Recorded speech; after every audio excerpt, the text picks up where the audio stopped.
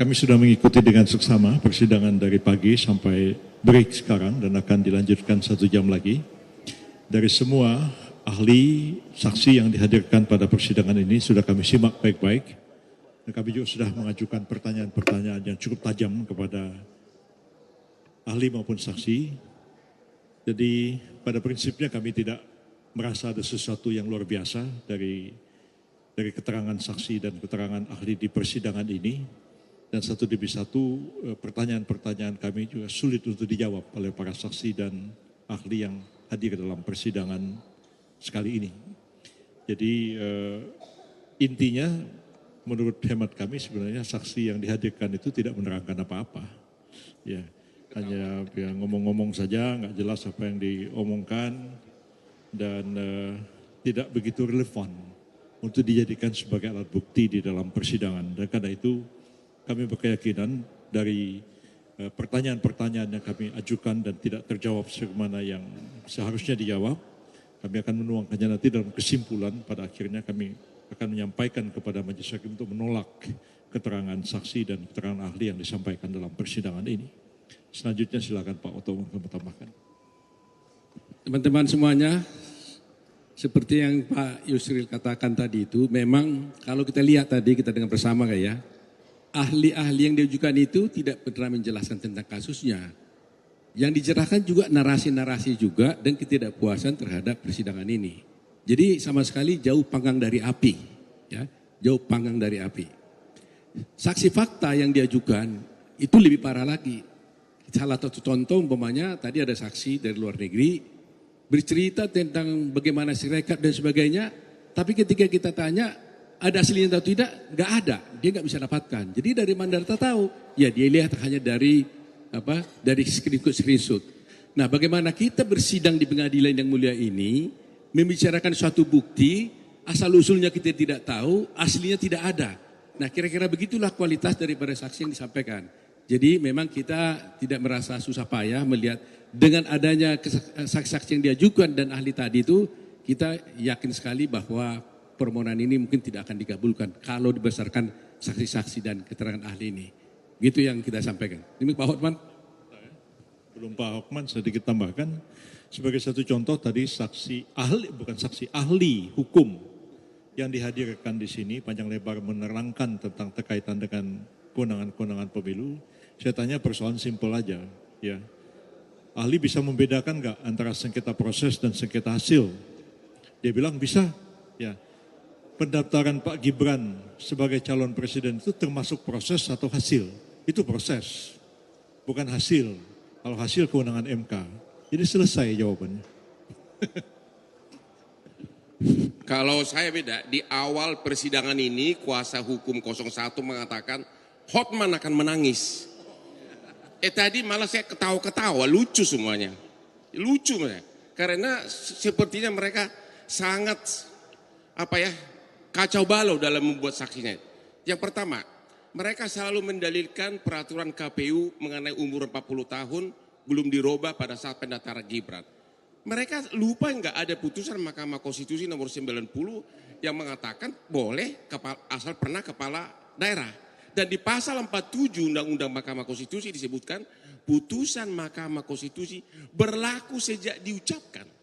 Jadi nggak perlu menunggu dirubah peraturan KPU. Yang kedua, yang paling lucu bikin saya ketawa adalah tadi ada ahlinya mengatakan bahwa Jokowi melanggar undang-undang korupsi, bansos, melanggar undang-undang APBN. Pertanyaannya, bagaimana mungkin Mahkamah Konstitusi mengabulkan permohonan mereka dengan mengatakan Jokowi melanggar undang-undang tidak pidana korupsi dan melanggar undang-undang APBN, sedangkan Jokowi dan menterinya bukan pihak dalam perkara ini. Dan Mahkamah Konstitusi tidak punya kapasitas untuk menentukan apakah ada korupsi atau tidak. Makanya saya bilang tadi, saya ketawa.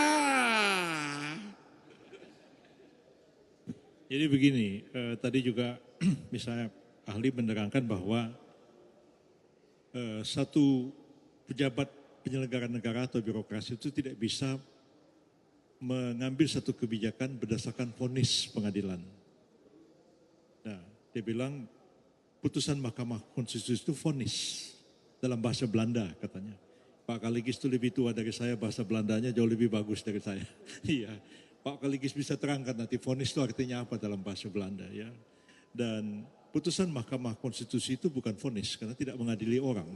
Dia menguji undang-undang terhadap undang-undang dasar dan dia membatalkan bunyi undang-undang ya pemilu dan mengatakan bahwa calon wakil presiden itu boleh ya di bawah 40 tahun sepanjang dia pernah atau sedang menjabat jabatan-jabatan yang dipilih melalui pemilu termasuk pemilu kada, termasuk pemilihan kepala daerah.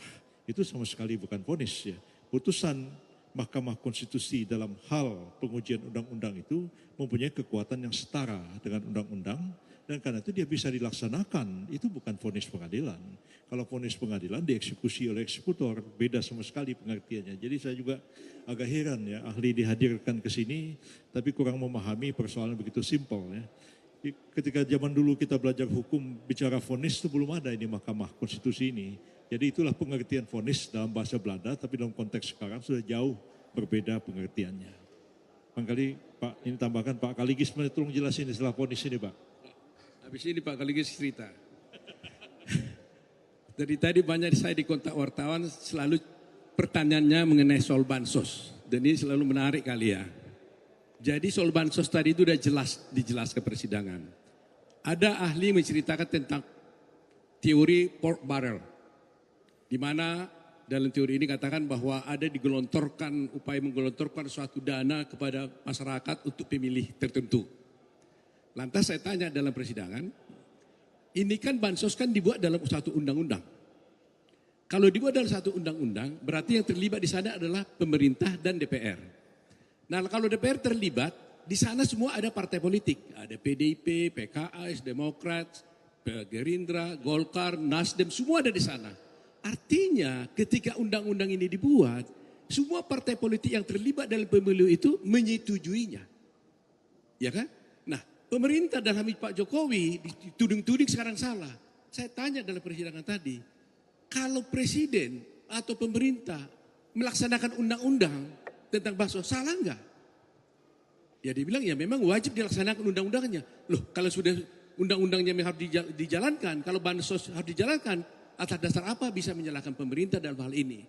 Jadi kami melihat di sini, sekiranya nanti menteri diundang, mudah-mudahan juga diundang oleh Mahkamah Konstitusi, saya kira akan lebih jelas lagi bahwa apa yang mereka dalilkan soal bansos itu sama sekali tidak terbukti untuk kepentingan dari 02, tapi itu adalah kepentingan masyarakat yang didasarkan pada undang-undang yang disepakati bersama oleh semua partai yang ada di dalam peserta pemilu. Itu aja. Pak Kaligis. Satu terakhir dari Hotman. Hari ini terungkap bahwa 01 itu tidak pernah melakukan audit forensik resmi atas Sirekap. Ya, jadi mulai hari ini kalian jangan pertanyakan lagi soal Sirekap. Sirekap itu sah. Karena mereka ternyata hanya riset-riset pribadi dari yang mengaku ahli. Agar sah di mata hukum harus dilakukan audit forensik resmi terhadap Sirekap. Itu tidak mereka lakukan hari ini. Makanya saya semakin ketawa terus lihat mereka berdalil-dalil. Apalagi Pak Bambang saya dia ngomong gua ketawa melulu. Kalau vonis abstrak Pak. Abstrak kalau vonis. Jadi kalau putusan nomor 90 itu erga omnes. Final and binding. Kemudian tadi ada tuduhan-tuduhan deceit, penipuan. Ada tuduhan-tuduhan Presiden Jokowi penjahat katanya. Itu kan mesti melalui undang-undang. Karena sumpah Presiden pasal 9 adalah taat undang-undang. Melanggar undang-undang adalah kejahatan jabatan. Tapi itu mesti melalui vonis, melalui acara. Itu diatur di bab 28 Kitab Undang-Undang Hukum Pidana pasal 413 sampai dengan 437. Silakan lihat pasal 421. Kejahatan jabatan itu kalau kita menabrak undang-undang. Ini mereka sekali lagi cuma omon-omon. Terima kasih.